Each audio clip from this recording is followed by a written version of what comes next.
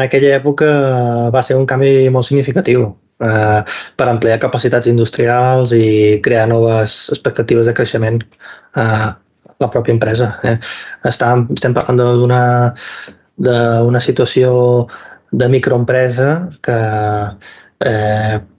jo en aquell moment encara no estava incorporat a l'empresa, però per lo que he anat sentint i conversant amb companys actuals amb més trajectòria, va ser un punt d'inflexió en poder créixer el número d'empleats, tenir una ubicació estratègica molt més amb una presència molt més forta enfront a la competència i a un futur pròxim a mig termini va comportar un gran creixement, sí. De passar de microempresa a petita empresa i créixer en capacitats industrials, sí. El nostre producte tipus sol ser un producte químic en fase líquida, amb vasos, el que són productes que podem envasar tipus garrafes o tipus grans contenidors. Nosaltres ens denominem com una empresa dins del sector químic com usuari intermig, que es diu tècnicament, que fem una transformació de productes químics o barreges de productes químics, més ben dit, i transformem formulacions. Bàsicament estem parlant de producte en fase líquida, però també en fase sòlida.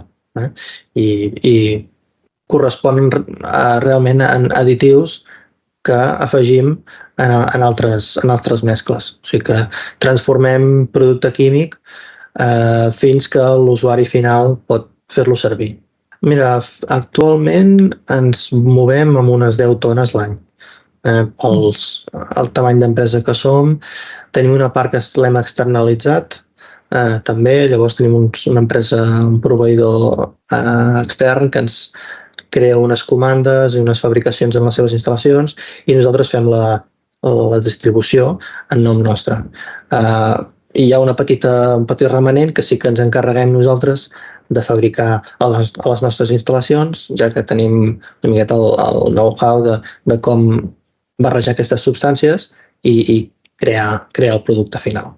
Ara mateix ens hem mantingut a unes 10 tones. Portàvem uns anys que vam estar baixant a unes 5-6. Ara estem com retombant una miqueta, però en els millors casos com a molt 15 tones l'any. Sí.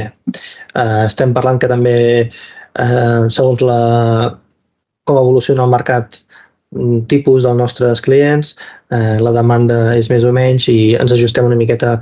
No som de les empreses que intentem crear molt estoc, sinó que intentem mantenir-nos en un estocatge més limitat i normalment són unes 10-12 tones l'any. En el nostre cas, hi ha 2 factors principals. Una és el preu del metall, perquè els clients nostres,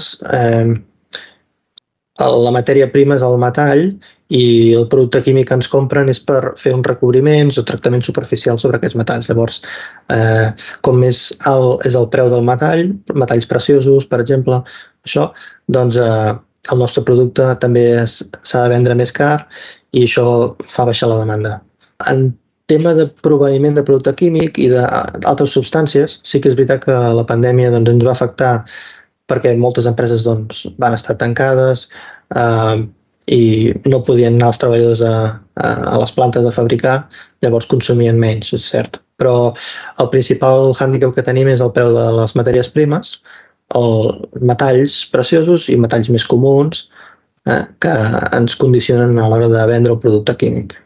Treballem amb empreses que fabriquen peces per automoció, panells d'electrònica, peces per aeronàutica també molt específiques, també per clients que necessiten recobrir tant peces metàl·liques com peces de plàstic. Estem en el sector de la galvanotècnia, que es diu, més tradicional, i els productes químics que oferim, els nostres clients els fan servir per recobrir o tractar les superfícies d'aquests metalls. Llavors, les empreses amb les que tractem són empreses que manipulen i tracten moltes peces a l'engròs, moltes peces metàl·liques, principalment, per oferir acabats superficials tècnics o també decoratius, amb unes coloracions o brillantors o acabats superficials concrets. No? Nosaltres som coneixedors de quin és l'efecte del producte químic enfront d'aquestes superfícies i sabem pronosticar una miqueta els nivells de consums i els nostres clients, doncs, diguéssim, s'agafen molt a les nostres indicacions de com fer servir el producte químic.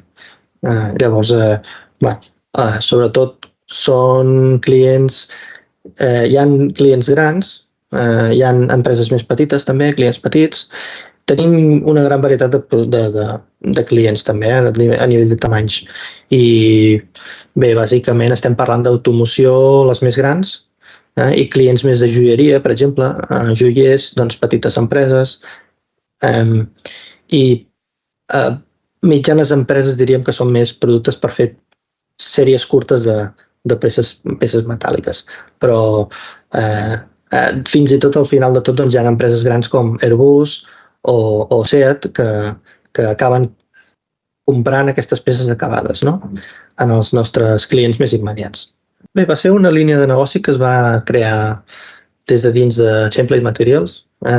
Va anar molt lligat a un desenvolupament tecnològic arrel d'una idea, no? I vam poder financiar amb ajuts i crèdits de CDT per obtenir al final un prototip que ens va portar a crear una nova línia de negoci al final dins l'empresa. Obtenir aquest nou know-how propi que ara l'estem explotant amb total independència de la competència. No?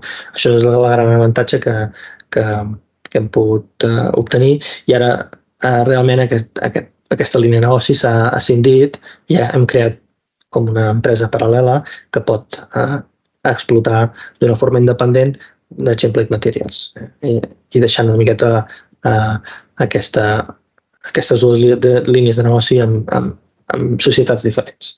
Ara hi ha diversos models. És una màquina que està molt enfocada en un procés en concret de fabricació de circuits, sobretot en la part, en l'etapa en la que es creen multicircuits i diguéssim, el gran avantatge d'aquesta tecnologia és que consumeix menys energia enfront a les tècniques convencionals i el gran retorn o el gran avantatge és que al final doncs, el cost productiu de fabricar circuits a l'engròs es redueix, fent servir aquest tipus de maquinària. Té diversos models actualment, però totes comparteixen el mateix principi tecnològic i realment ara està creixent molt, sobretot s'està venent o s'està extenent a l'àrea dels Estats Units. L'hem implantat més aviat aquí a Europa, però ràpidament es va mostrar interès en un parell o tres empreses dels Estats Units i ara el volum de negoci s'ha mogut cap a aquella zona. El mercat europeu a nivell de fabricació de circuits és més limitat i estem entrant en gran competència amb el mercat asiàtic i el sector dels circuits s'està polaritzant i ens hem agafat el mercat americà com a punt de creixement. Els productes relacionats amb recobriments metàl·lics són el nostre fort. És el producte històric, el producte estrella que manté Champlate Materials i tot el que sigui producte envasat líquid per obtenir aquests acabats superficials específics, tècnics, solen ser la gamma de productes més importants. Realment aquesta segueix sent la línia principal de l'empresa de Champlate Materials. Espanya i Portugal són els nostres mercats principals, però ens estem obrint a França, a Alemanya, d'una forma més recurrent, no només puntual, i sobretot primer ho estem aconseguint molt a nivell col·laboratiu, buscar aquesta confiança del client, treballar amb ell, amb el client, que d'una forma sostinguda amb el temps. És un tipus de negoci que necessita un acompanyament del client, no és una venda directa, sinó que fas una primera venda i l'acompanyes per implantar aquest producte químic i aconseguir una miqueta els resultats que vol el client, no? Sobretot en la part més química, doncs veure quin és el seu efecte de les impureses i si al final li encaixa tot el que és el que li diem el procés, no? El procés químic. Llavors ens estem obrint a França i a Alemanya i estem coneixent una miqueta les seves necessitats a nivell de territori.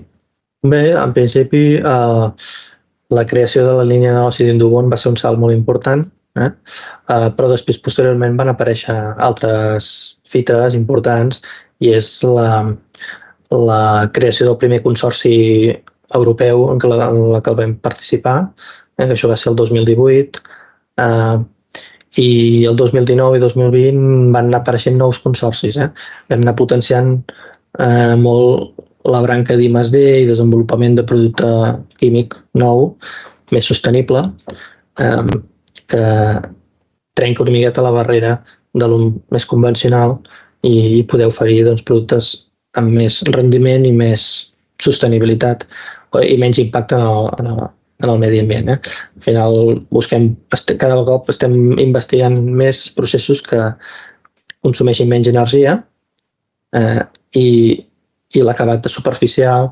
sigui molt més acurat i no tinguem tantes mermes o tants subproductes que acabin sent un residu. Des dels primers consorcis vam crear un petit equip de 2 o 3 persones que jo mateix he pogut generar i anar liderant durant aquests anys i en un equip de 3 persones hem pogut participar en els consorcis i a la vegada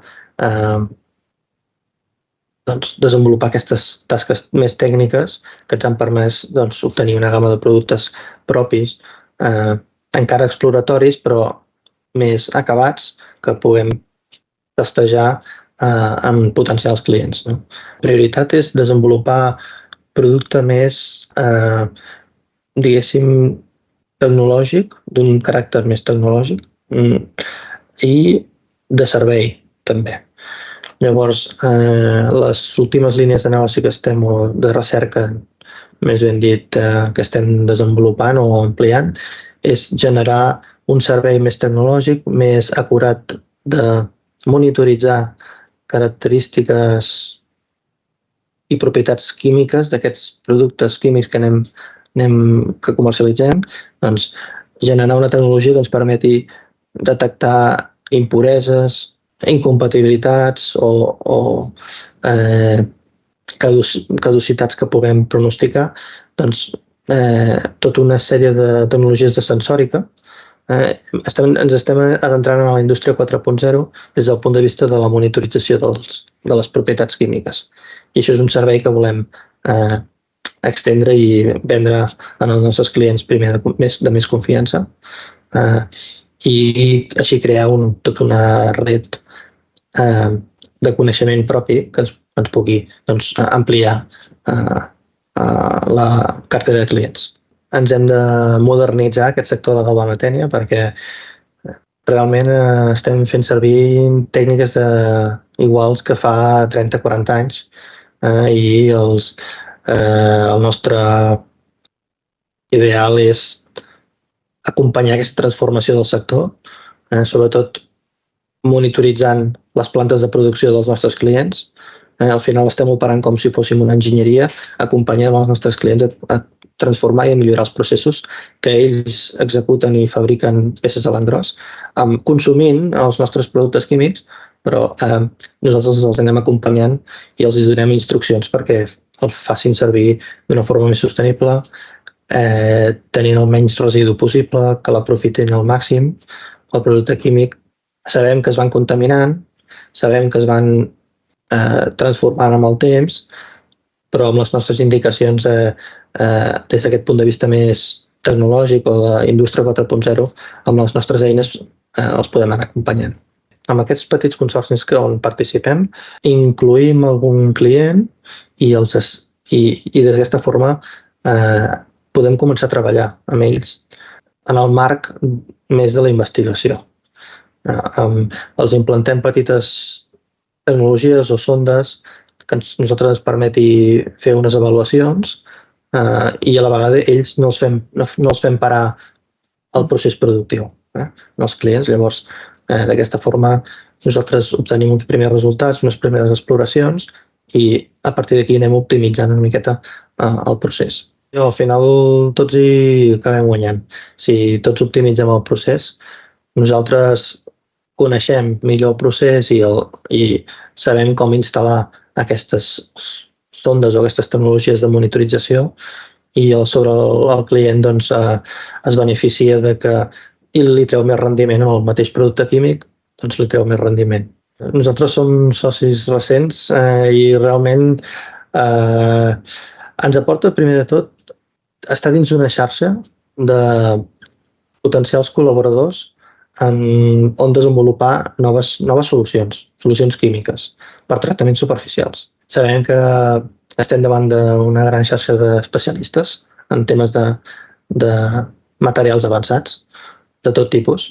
Llavors, volem aprendre d'ells, conèixer una miqueta les seves necessitats d'aquests membres del clúster i buscar una miqueta punts en comú i veure si es poden crear consorcis. A nosaltres ens agradaria crear algun tipus de consorci o treball col·laboratiu dins dels grups de treball que ja estem inclosos i estem participant i arrel d'aquí crear noves solucions de forma conjunta per desenvolupar nous productes en sectors molt concrets com l'electrònica impresa o tractaments superficials per metalls lleugers amb molta més eficiència enfront a la corrosió. Nosaltres és la primera vegada que participem en un clúster.